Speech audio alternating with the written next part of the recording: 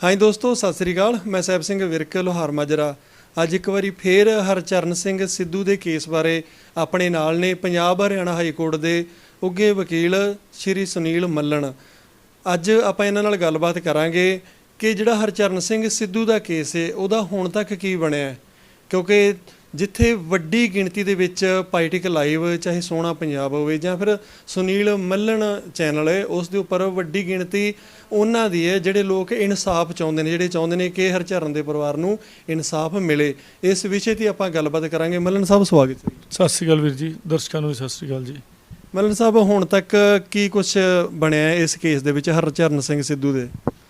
इस तरह कि पहला केस डैड हो गया सी, जदों ਅਸੀਂ ਉੱਥੇ ਵੀ ਗਏ ਸੀ, ਪਰਿਵਾਰ ਨੂੰ ਵੇਖਿਆ ਸੀ ਤੇ ਉਹ ਡਾਕਟਰਾਂ ਨੇ ਜਾਲੀ ਰਿਪੋਰਟ ਬਣਾਤੀ ਸੀ। ਉਹਦੇ ਵਿੱਚ ਸਿਰਫ ਇੱਕੋ ਚੀਜ਼ ਲਿਖਤੀ ਸੀ, ਸ਼ੌਕ ਨਾਲ ਡੈਥ ਹੋਈ ਹੈ, ਜਦ ਕਿ ਬਾਕੀ ਸੱਟਾਂ ਦਾ, ਗਰਦਨ ਟੁੱਟੀ ਦਾ, ਪੈਰਾਂ ਤੇ ਨੀਲ, ਗੁੱਟ ਦਾ ਜਿਹੜਾ ਟੁੱਟਣਾ, ਬਾਂਹ ਤੇ ਨਿਸ਼ਾਨ, ਛਾਤੀ ਤੇ ਨਿਸ਼ਾਨ, ਢਿੱਡ ਤੇ ਨਿਸ਼ਾਨ, ਮੂੰਹ ਤੇ ਨਿਸ਼ਾਨ, ਮੂੰਹ ਚੋਂ ਖੂਨ, ਆਪਣਾ ਕੰਨਾਂ ਚੋਂ ਖੂਨ, ਉਹ ਸਾਰੇ ਖੂਨ ਜਿੱਥੋਂ ਜਿੱਥੋਂ ਨਿਕਲਿਆ ਬੋਡੀ ਤੇ, ਉਹ ਰਿਪੋਰਟ 'ਚ ਕਿਤੇ ਵੀ ਜ਼ਿਕਰ ਨਹੀਂ ਸੀ। ਬਿਲਕੁਲ ਕਲੀਅਰ ਹੁੰਦਾ ਹੈ पुलिस ने डॉक्टर ने मिल के पैसे खाधे और रिपोर्ट झूठी बनाई है। नहीं तो अन्ने नूं, अन्ना है ना जिहड़ा, उन्होंने भी दिख जाता भी इस बॉडी ते किन्ने निशान ने।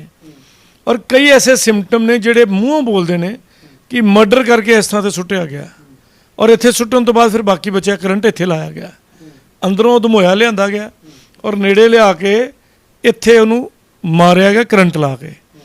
और करंट की रॉड जी उत्थे पई है, उहदे च तार है नहीं। हुण बड़े ध्यान नाल सोचो, रॉड दे विच ना यू बनिया, यू दे विच आर पार मोरी है, उहदे विच 99% नट वसा के लॉक करते हैं। हुण जिस बंदे ने रॉड तो तार लाई है, मेरे को फोटो हैगियां, रॉड चों नट खोल के तार लाई है या मरोड़ी दित्ती हुंदी है, मान लो हत्थ की मरोड़ी दित्ती है तो हत्थ की मरोड़ी लाई है, इहदा मतलब उन्हें रिपोर्ट क्यों नहीं किया पुलिस नूं कि एक डैड बॉडी पई है जी। मान लो सच्चा सी तो डैड बॉडी की रिपोर्ट करदा। हुण कई जाओ जी, वो बाजार सी, वो अंदर सी, वो बाहर सी, जो मर्जी कहण, पर कातल बोल रहा है कि कातल है कौन। सो बहुत जल्दी खुलासा होएगा। और जो पुलिस ने उन्होंने ठप करता, परिवार बेबस हो गया। मैं जो जाके मिलिया तो मेरे दिल में सट वजी है। सारे सबूत, मौका, वारदात, क्राइम सीन, मैंटल रिक्रिएशन ते होर चीज़ां जिहड़े लोग जिन्हां ने बॉडी हैंडओवर की सी, उन्हां दी गवाहियां, उन्होंने मैं पूछा परिवार में, मैं पूरी साथ लाई सी उत्ते। मैं कहा भी मैनूं सच दसो, जे चाहुंदे हो कि सुनील मल्लन इस केस नूं लड़े तो सब तो पहले मैनूं सच जानना जरूरी है। और मैं लड़की परिवार नूं भी मिलिया, उन्होंने भी उन्होंने पक्ष सुने, मैं कट्टिया नहीं किसी नूं, जो जिहदा जी कीता। मेरे को बहुत सारिया रिकॉर्डिंग्स ने जो मैं नहीं भी चलाइयां, और मैं हले चलाना ठीक भी नहीं समझदा उन्होंने। वेला आन ते मैं वो भी चलाउणी है मटीरियल ओरिजिनल। एक मल्लन साहब, जानना चाहांगे उत्थे कोई दोस्त मित्र ने जिन्हां ने चैनल पॉलिटिकल लाइव ते सीधी गलबात करी सी, जिस दे विच उन्हां दा कहना सी कि एडवोकेट सुनील मल्लन ने एक लैटर इहो जिहा भेजिआ कि हुण उत्थे पहिलां भी पार्टी जिहड़ी है वो सीन नूं सारे नूं वेख के गई है ते कुछ हिल जुल होनी शुरू हुई है। तुसीं जिहड़ा वो लैटर भेजिआ ही विखा सकदे हो अपने दर्शकां नाल? जी, मैं शुरुआत की थी जो मैं पूरे परिवार को मिल लिया, दोवें पक्ष वेख ले, क्राइम सीन वेख लिया, फोटोआं वेख लिया, उस तो इलावा होर भी मैं कई सारे हालात देखे। देखने तो बाद मैं परिवार कोलों अपना वकालतनामा, कुछ लैटर पे जी जी जिद्दां ये झोने दे विच पुट्ठा पिया होया बच्चा, ते ਇਹ ਦਰਸ਼ਕੋ ਅਸੀਂ ਤੁਹਾਨੂੰ ਦੱਸ ਦਈਏ, ਸਿਰਫ ਇੱਕ ਫੋਟੋ ਹੀ ਅਸੀਂ ਤੁਹਾਨੂੰ ਵਿਖਾ ਸਕਦੇ ਹਾਂ ਸਾਨੂੰ। ਹਾਂਜੀ, ਤੇ ਕਿਉਂਕਿ ਇੱਕ ਕਮਿਊਨਿਟੀ ਦੀ ਗਾਈਡਲਾਈਨ ਤੋਂ ਬਾਹਰ ਜਾਣ ਵਾਲਾ ਕੰਮ ਹੈ, ਤੇ ਇਹ ਬਾਕੀ ਇਹ ਕੇਸ ਨੂੰ ਵੇਖ ਰਹੇ ਨੇ, ਬੱਚਾ ਪੁੱਠਾ ਪਿਆ ਝੋਨੇ ਦੇ ਵਿੱਚ, ਝੋਨੇ ਦੀ ਸਾਂਝੀ ਵੱਟ ਤੇ।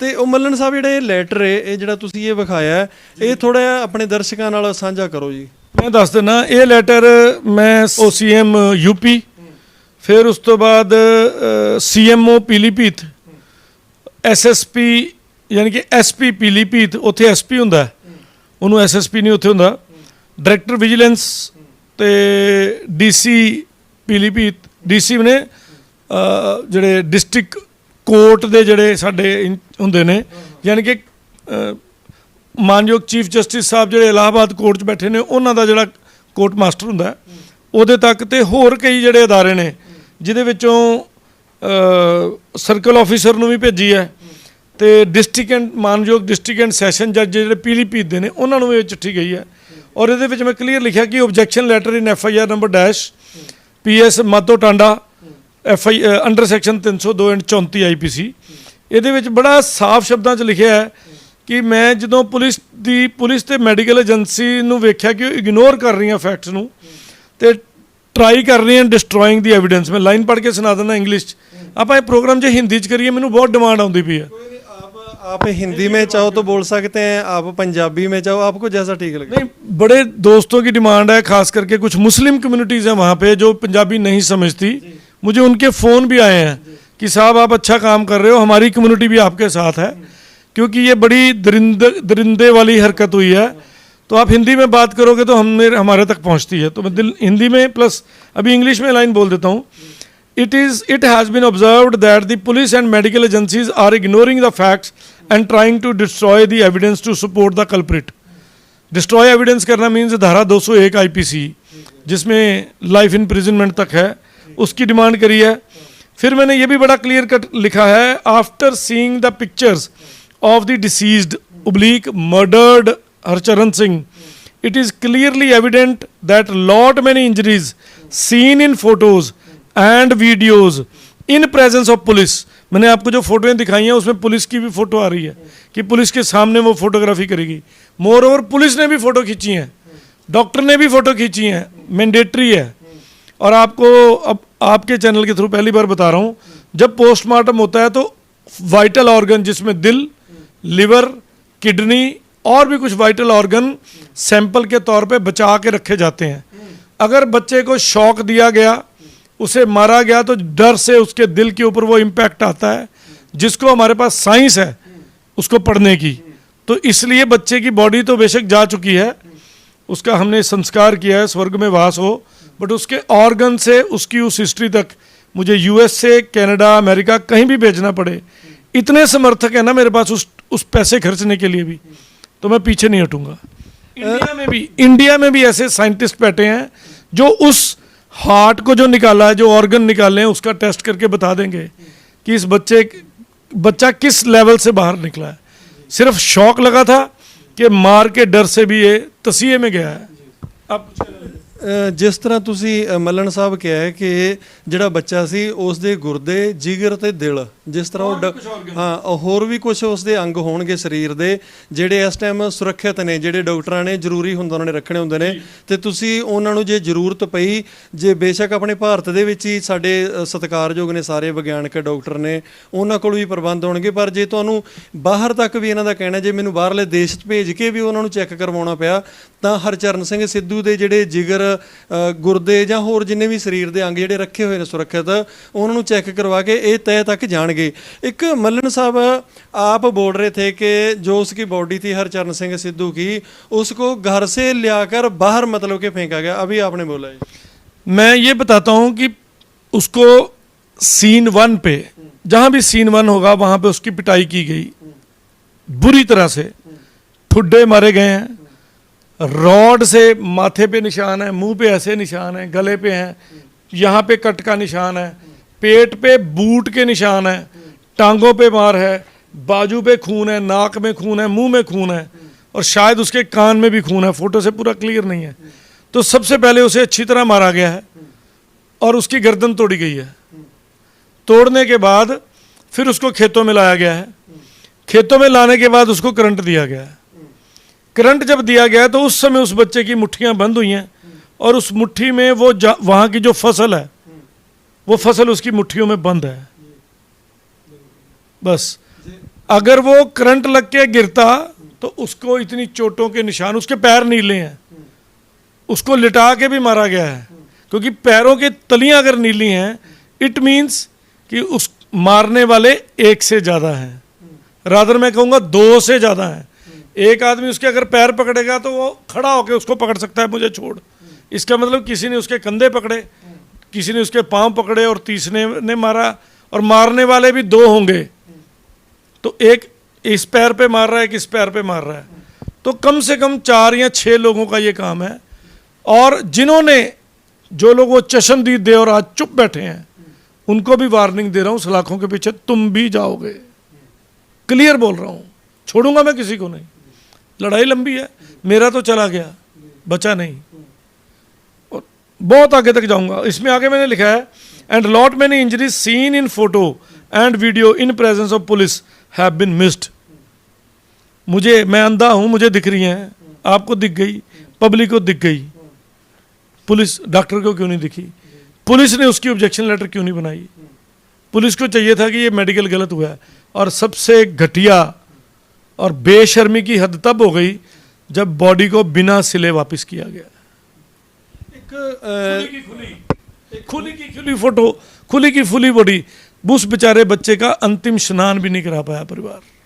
मल्लन साहब पे सफेद रंग का पाउडर मल दिया गया कोई, ताकि उसके निशान पब्लिक को ना दिख सके। पर उससे पहले फोटो कहाँ छुपाएगा डॉक्टर? डॉक्टर की मौत पक्की है, डॉक्टर को फांसी पक्की है, किसी और को हो ना हो। ये तो एविडेंट है ना, उसने एक बंदे का पोस्टमार्टम किया, उसके मुंह के निशान, उसके पेट के निशान, उसकी बॉडी के निशान उसने रिपोर्ट में नहीं लिखे। Section 201, section 217, section 218, section 188, 166 line लगा देता हूं सेक्शनों की, और सबकी बीइंग पब्लिक सर्वेंट उसने उल्लंघना करी है, वो तो नहीं बचने वाला। और उसके बाद वो वाला आईओ जिसने इस रिपोर्ट को एक्सेप्ट कर लिया, वो भी नहीं बचने वाला। वादा करता हूं आपसे, दोषी बच जाएं, परवाह नहीं मारता, ठीक, बट वो नहीं छोड़ूंगा मैं।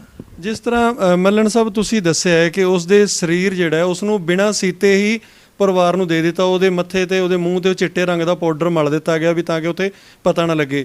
ਹਰਚਰਨ ਸਿੱਧੂ ਦਾ ਜਿਹੜਾ ਸੰਸਕਾਰ ਸੀ ਉਸ ਵੇਲੇ ਜਿਹੜੀ ਉਹਦੀ ਬੋਡੀ ਹੈ ਨਵਾਇਆ ਬੇਸ਼ੱਕ ਨਹੀਂ ਗਿਆ, ਉਹਦੀ ਵੀਡੀਓਗ੍ਰਾਫੀ फोटोग्राफी हुई है।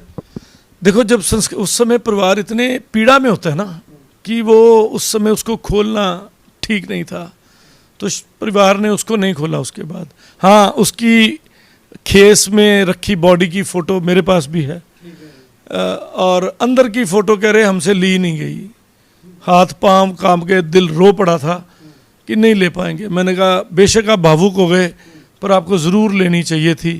पर एनीवे शायद हो भी, मैं पूरी तरह खुलासा नहीं कर रहा, तो मौका आने पे देखेंगे। जी, यानी ਤੁਸੀਂ ਅਸਲ 'ਚ ਦੱਸਣਾ ਨਹੀਂ ਚਾਹੁੰਦੇ ਇਸ ਦੇ ਬਾਰੇ 'ਚ ਤੇ बहुत सारी बातें चुप रह के फायदा देती हैं। ਮੱਲਣ ਸਾਹਿਬ ਜਿਸ ਦਿਨ ਤੁਸੀਂ ਗਏ ਸੀ, ਤੁਸੀਂ ਕੁੜੀ ਨਾਲ ਗੱਲ ਕਰੀਏ ਮਨਪ੍ਰੀਤ ਨਾਲ, ਤੁਸੀਂ ਕਾਫੀ ਦੇਰ ਬੈਠੇ ਰਹੇ ਹੋ, ਤੁਸੀਂ ਕਾਫੀ ਜੇ ਸੋਚਿਆ ਜਾਵੇ ਤੁਸੀਂ ਜ਼ੋਰ ਅਜਮਾਈ ਕਰੀਏ, ਕਿਉਂਕਿ ਇੱਕ ਵਕੀਲ ਜਿਹੜਾ ਹੈ ਉਹ ਆਮ ਪਬਲਿਕ ਜਿਹੜੀ ਹੈ ਉਸ ਦੇ ਮੁਕਾਬਲੇ ਉਹਦਾ ਕੰਮਕਾਜ ਕਰਨ ਦਾ ਤਰੀਕਾ ਇੱਕ ਵੱਖਰਾ ਹੁੰਦਾ ਹੈ। ਜੇ ਕਹਿ ਲਈਏ ਸਿੱਧੀ ਭਾਸ਼ਾ 'ਚ ਉਹ ਤੇਜ਼ ਤਰਾਰ ਹੁੰਦੇ ਨੇ। ਤੁਸੀਂ ਜਦੋਂ ਉਸ ਟਾਈਮ ਉੱਥੇ ਗੱਲ ਕਰ ਰਹੇ ਹੋ ਉਸ ਲੜਕੀ ਨਾਲ, ਉਸ ਦਾ ਆਫ ਕੈਮਰੇ ਦੇ ਉੱਪਰ ਤੇ ਤੁਸੀਂ ਫੇਸ ਚਿਹਰਾ ਵੇਖਿਆ ਹੀ ਹੋਵੇਗਾ। हाँ जी, देखा जी, मैं परिवार को भी मिला हूँ, हमने 3 घंटे बिताए उनके साथ, अच्छा, और बड़ी खुल के बातें करी हैं।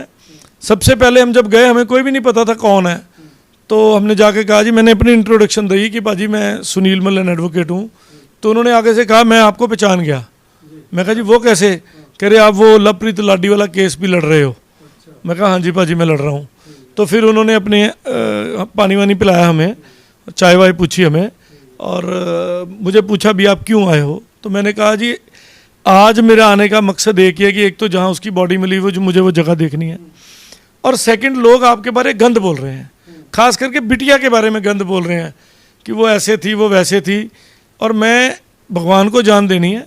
मैंने कहा मैं मुझे इतना पता लग जाए कि बिटिया ठीक है, वो घर से नहीं भागी, वो फांसी नहीं ले चुकी, या जो भी हालात हैं, कम से कम भगवान ना करे, भगवान करे कि मान लो या ना करे व्हाटएवर, कि अगर वो निर्दोष हुई और उसको इस मीडिया के थ्रू जो जाली छुनछुने चैनल हैं उनकी वजह से कोई ऐसी चोट दे दें हम दिल पे, तो मैं क्या कम से कम मैं उसको रोक लगाना चाहता हूँ। मुझे आप कुछ ना बताओ, बिटिया से सिर्फ एक बात कर लेने दो कि बेटा तू ठीक ठाक है, तू इतना बता दे भी मेरा नाम मनप्रीत है और मैं ठीक हूँ।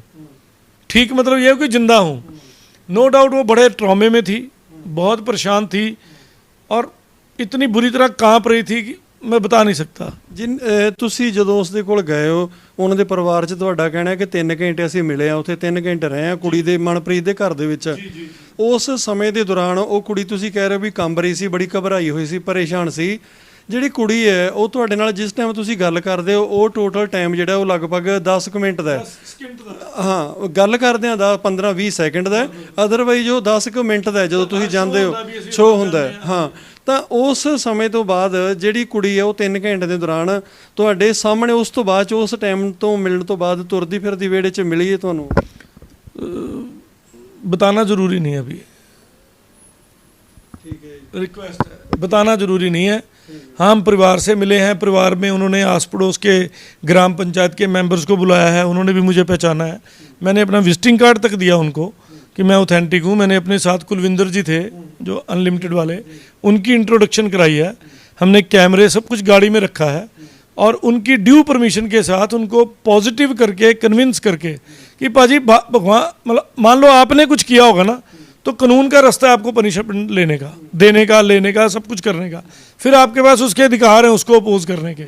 बट अभी जो गंद चल रहा है ना, मैं कम से कम उसको रोकना चाहता हूँ। मैं ये उपराला लेके आया हूँ, आप भी पंजाबी भाई हो, वो भी पंजाबी भरा है हमारे, और मैं लड़के वाले परिवार से परमिशन लेके गया हूँ, बता के गया हूँ कि पाजी मैं उधर भी जाऊँगा, आपको कोई दिक्कत इतराज़ के अंदर नहीं, हमें कोई इतराज़ नहीं। बट एक बात मैं यहाँ खुलासा करना चाहता हूँ कि लड़के के परिवार के बात करने का तरीका बड़ा ही बेबाक, ओपन, क्लियर था, जबकि दूसरी तरफ मुझे कुछ ना कुछ दबाव दिखा।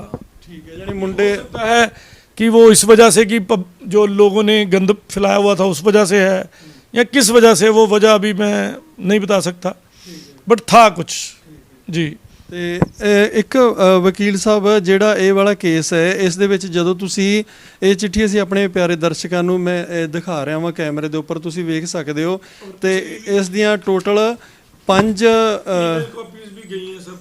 ਹਾਂ, ਇਹਦੇ ਸੀਰੀਅਲ ਨੰਬਰ 5 ਇਹਨਾਂ ਨੇ ਦਿੱਤੇ ਹੋਏ ਨੇ, ਜਿਹੜੇ 5 ਸਵਾਲ ਇਹਨਾਂ ਨੇ ਭੇਜੇ ਨੇ। ਤੇ ਅਸੀਂ ਤੁਹਾਨੂੰ ਪੁੱਛਣਾ ਚਾਹਾਂਗੇ, ਜਿਹੜੀ ਕ੍ਰਾਈਮ ਬ੍ਰਾਂਚ ਹੈ ਉਹ ਪਹਿਲਾਂ ਉੱਥੇ ਗੇੜਾ ਮਾਰ ਗਈ ਹੈ, ਤੇ ਹੁਣ ਸੁਣਨ ਦੇ ਵਿੱਚ ਆ ਰਿਹਾ ਕਿ ਲਖਨਊ ਤੋਂ ਤੇ ਹੋਰ ਅਲੱਗ-ਅਲੱਗ ਟੀਮਾਂ ਫਿਰ ਦੁਬਾਰੇ ਆ ਰਹੀਆਂ ਨੇ ਉਹ ਸੀਨ ਦੇਖਣ ਵਾਸਤੇ। सीन देखने वास्ते नहीं सर, वो सीन रिक्रिएट करने के टाइम कि जो भी एविडेंस पुलिस ने इकट्ठी करी, जो फोटोग्राफ किए, जो डॉग स्क्वाड वहाँ गई, तो लड़कों को साथ लेंगे जिन्होंने लास्ट उसको छोड़ा था, तो उस सीन को क्रिएट करने की कोशिश कर रहे हैं। मैं आपको एग्जांपल बताता हूँ।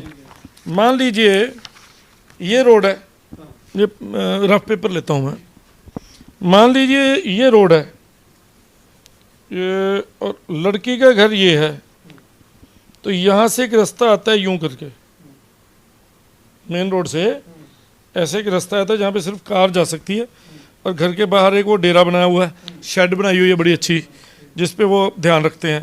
इतनी की दूरी पे वो है जंगल, पीलीभीत टाइगर रिजर्व, और लड़के की लाश मिलती है यहाँ पे। मतलब बंदा यहाँ से इस तरफ क्यों आएगा, वो यहाँ से यहाँ मिलेगा। जो इंजन की बात हो रही है वो लगभग यहाँ पे है, तो उल्ट रास्ते क्यों जाएगा लड़का? जो वो गन्ने के खेत और उसकी बात हो रही है, हम पिछले गेट से जब निकले थे तो यहाँ पे हैं, यहाँ या यहाँ मिलती है बॉडी, तो यहाँ क्यों जाएगा? घर से 150 मीटर आगे, वो घर के 10-20 गज के आसपास रहेगा। सो ऐसा क्यों? शक आता है ना।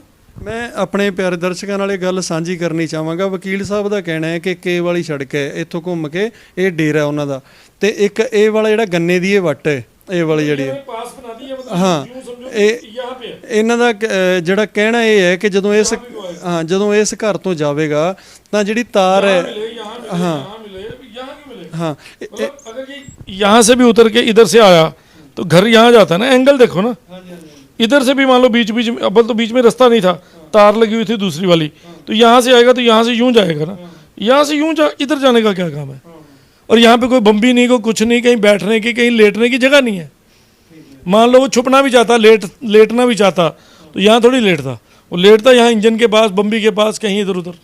ਇਸ ਦਾ ਮਤਲਬ ਇਹੀ ਹੈ ਵੀ ਜਿਹੜਾ ਵੀ ਕਾਤਲ ਹੈ, ਜਿਸ ਨੇ ਵੀ ਉਹਦਾ ਕਤਲ ਕਰਿਆ, ਉਹਨੇ ਡਰਦੇ ਹੋਏ ਨੇ ਆਪਣਾ ਬਚਾਅ ਵਾਸਤੇ ਬੜਾ ਕੁਝ ਸੋਚਿਆ। उसने ये सोचा कि मतलब बीच की वट पे रख दो, अब 2 घरों पे शक जाएगा।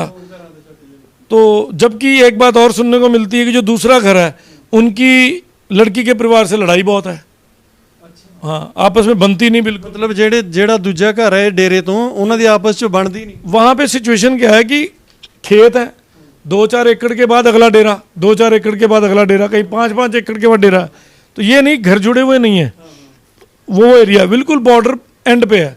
वहाँ पे इन्होंने वैसे तारें लगा रखी हैं, वो नॉर्मल तारें हैं। अदरवाइज मैं आपको एक और बात बताऊं, अगर वो एसी करंट से भी मरा है ना साहब, मान लेते हैं, तो एसी करंट जिसने भी छोड़ा है वो भी section 304 IPC, culpable homicide not amounting to murder but intentional death, उसमें कवर होगा। 304 में भी अंदर जाएंगे बंदे।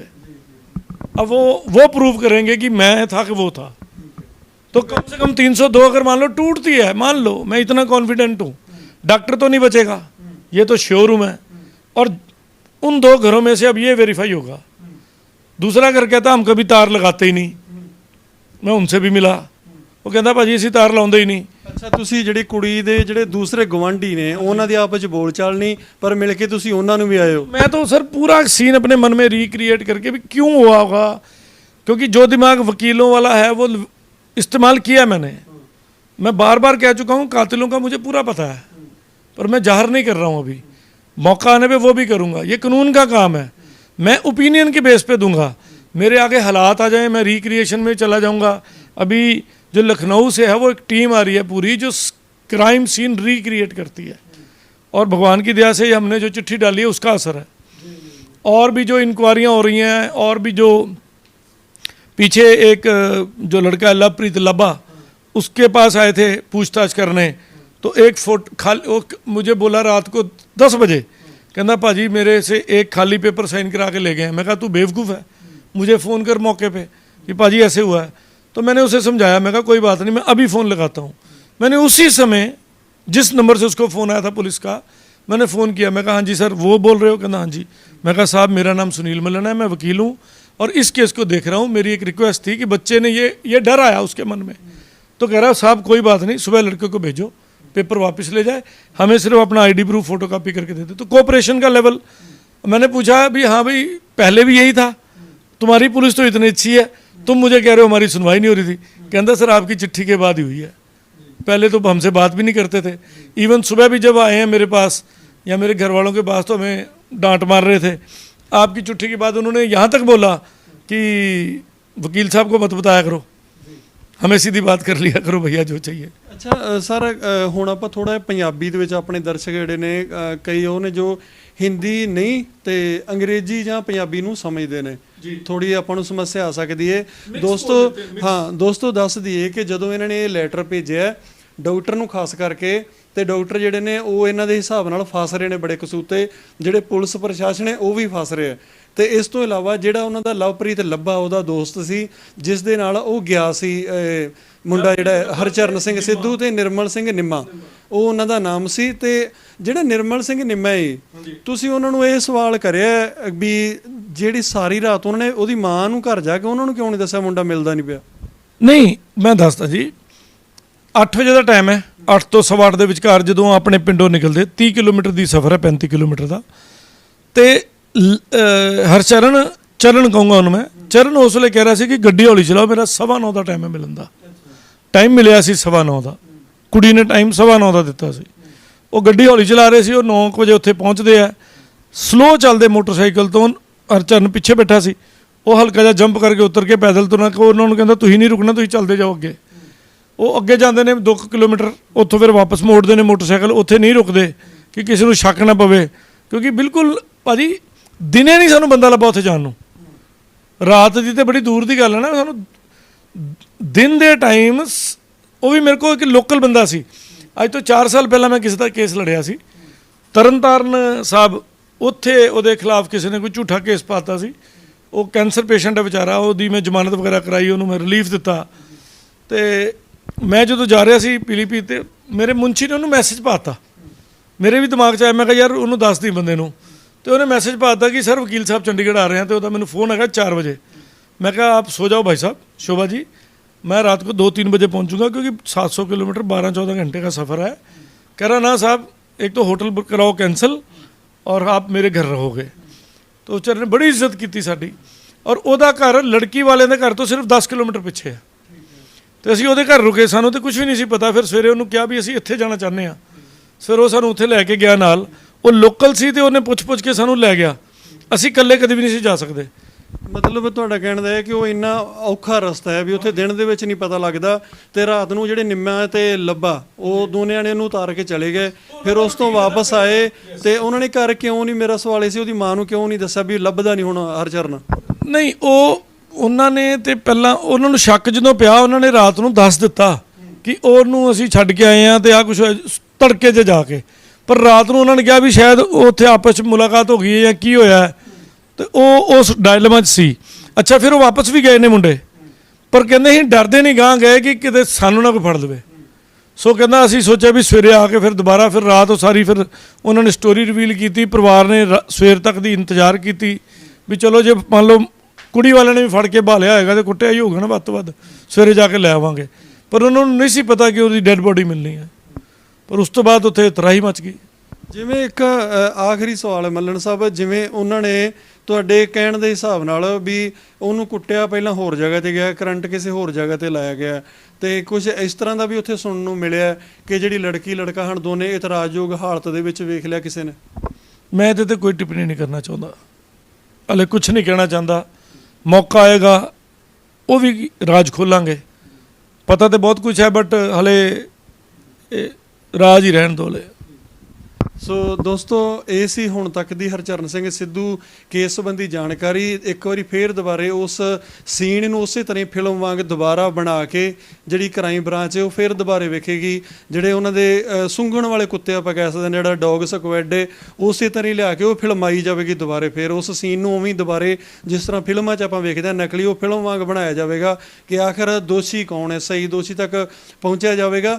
ਸੋ ਦੋਸਤੋ, ਇਹ ਸੀ ਅੱਜ ਤੱਕ ਦੀ ਜਾਣਕਾਰੀ। ਦਿਓ ਇਜਾਜ਼ਤ ਆਪਣੇ ਦੋਸਤ ਸਾਹਿਬ ਸਿੰਘ ਵਿਰਕ ਲੋਹਾਰ ਮਾਜਰਾ ਨੂੰ। ਧੰਨਵਾਦ ਧੰਨਵਾਦ ਜੀ ਤੁਹਾਡਾ, ਤੇ ਸਾਡੇ ਚੈਨਲ ਵੀ ਵੇਖਦੇ ਰਿਹਾ ਕਰੋ। ਤੇ ਇੱਕ ਦੱਸ ਦਈਏ ਕਿ ਸ੍ਰੀ ਸੁਨੀਲ ਮੱਲਣ ਹੁਣ ਦਾ ਅਸੀਂ ਪਿਛਲੀਆਂ ਵੀਡੀਓ 'ਚ ਵੀ ਤੁਸੀਂ ਬਕਾਇਦਾ ਸਾਨੂੰ ਵੀ ਇਸ ਚੀਜ਼ ਦੀ ਜਾਣਕਾਰੀ ਦਿੱਤੀ ਕਿ ਅਸੀਂ ਜਾਣਦੇ ਹਾਂ ਇਹਨਾਂ ਦਾ ਆਪਣਾ ਇੱਕ ਪਿਆਰਾ ਜਿਹਾ ਚੈਨਲ ਹੈ ਸੁਨੀਲ ਮੱਲਣ, ਤੇ ਉਸ ਨੂੰ ਵੀ ਜ਼ਰੂਰ ਸਬਸਕ੍ਰਾਈਬ ਕਰੋ, ਵੇਖੋ, ਆਪਣੇ ਦੋਸਤਾਂ ਨਾਲ ਸ਼ੇਅਰ ਕਰੋ, ਕਿਉਂਕਿ ਤੁਹਾਡੇ ਹੌਸਲੇ ਨਾਲ ਹੀ ਜਿਹੜਾ ਉਹ ਮੁੰਡਾ ਮਰ ਗਿਆ ਉਸ ਨੂੰ ਜਿਹੜਾ ਇਨਸਾਫ ਹੈ ਉਹ ਤਾਂ ਹੀ ਮਿਲੇਗਾ। ਕਿਉਂਕਿ ਅੱਜ ਲੋਕਾਂ ਦੀਆਂ ਦੁਆਵਾਂ ਨੇ, ਲੋਕ ਸੋਚ ਰਹੇ ਨੇ ਸੱਚਾ ਝੂਠਾ ਕੌਣ ਹੈ, ਇਹ ਮਾਣਯੋਗ ਅਦਾਲਤ ਨੇ ਵੇਖਣਾ ਹੈ, ਇਹ ਵਕੀਲਾਂ ਦਾ ਉੱਥੇ ਕੰਮ ਹੈ।